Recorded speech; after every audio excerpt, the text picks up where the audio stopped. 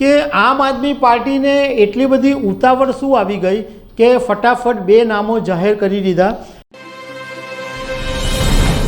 નમસ્કાર દર્શક મિત્રો, લોકસભા 2024ની ચૂંટણીને આમ તો હવે વધારે સમય બાકી નથી, પણ આમ આદમી પાર્ટીએ ગુજરાતની અંદર બે ઉમેદવારોની જાહેરાત કરી દીધી। એક ભરૂચ લોકસભા પરથી ચૈતર વસાવા અને ભાવનગરની બેઠક પરથી ઉમેશ મકવાણા। હવે લોકોને સવાલ એ થાય છે કે આમ આદમી પાર્ટીને એટલી બધી ઉતાવળ શું આવી ગઈ કે ફટાફટ બે નામો જાહેર કરી દીધા। તો એના વિશે અમને થોડીક જાણકારી મળી છે, એના વિશે વાત કરીશું। મારું નામ રાજેશ શાહ છે અને તમે જોઈ રહ્યા છો ખબરછે.com।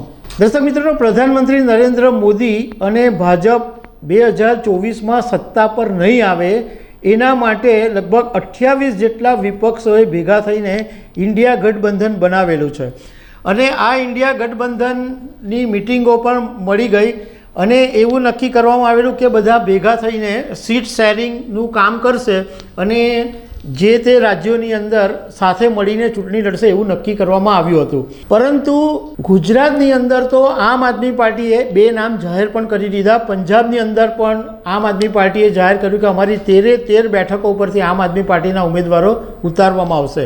હવે ગુજરાતની વાત કરીએ તો વાત એમ બની છે કે 8 જાન્યુઆરી 2024ના દિવસે ગુજરાત કોંગ્રેસના જે પ્રભારી છે મુકુલ વાસનિક, એમના દિલ્હીમાં આવેલા નિવાસસ્થાને કોંગ્રેસના નેતાઓ અને આમ આદમી પાર્ટીના નેતાઓ વચ્ચે એક બંધ બારણે બેઠક મળી હતી અને આ બેઠક મળી હતી એમાં કોંગ્રેસના નેતા મુકુલ વાસનિક હાજર રહ્યા હતા, અશોક ગેહલોત હાજર રહ્યા હતા અને સલમાન ખુરશીદ હાજર રહ્યા હતા કોંગ્રેસ તરફથી। જ્યારે આમ આદમી પાર્ટી તરફથી ગુજરાતના પ્રભારી ડૉક્ટર સંદીપ પાઠક, સૌરભ ભારદ્વાજ, આતિશા સિંહ અને ગોપાલ રાય, આટલા આમ આદમી પાર્ટીના નેતાઓ આ બેઠકમાં હાજર રહ્યા હતા।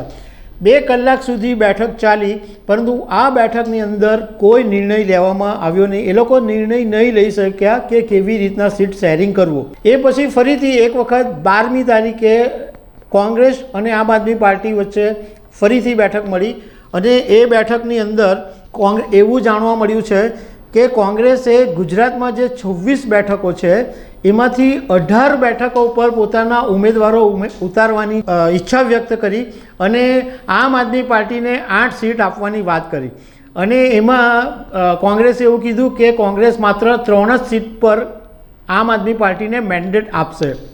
આ પછી જે જવાબ આવવો જોઈતો હતો કે ભાઈ શું કરવાનું છે ફાઇનલી, એ કોંગ્રેસે કોઈ જવાબ આપ્યો નહીં। કારણ કોંગ્રેસ એવું કહેતી રહી આમ આદમી પાર્ટીને કે અમારા નેતા રાહુલ ગાંધી અત્યારે યાત્રા પર છે અને રાહુલ ગાંધી આવે પછી જ કોઈ નિર્ણય લેવાશે। એટલે કોંગ્રેસની સાથે આમ આદમી પાર્ટીનો કોઈ મેળ જ નહીં ખાધો। એટલે આખરે અરવિંદ કેજરીવાલે જાહેરાત કરી દીધી કે અમારા 2 ઉમેદવારો રહેશે, એક ભાવનગરમાંથી ઉમેશ મકવાણા અને ભરૂચ પરથી ચૈતર વસાવા। ઇન્ડિયા ગઠબંધનનો આ જ પ્રોબ્લેમ છે। પશ્ચિમ બંગાળમાં પણ મમતા બેનર્જીએ જાહેરાત કરી દીધી કે અમારી ટીએમસી છે એ એકલા હાથે લડશે।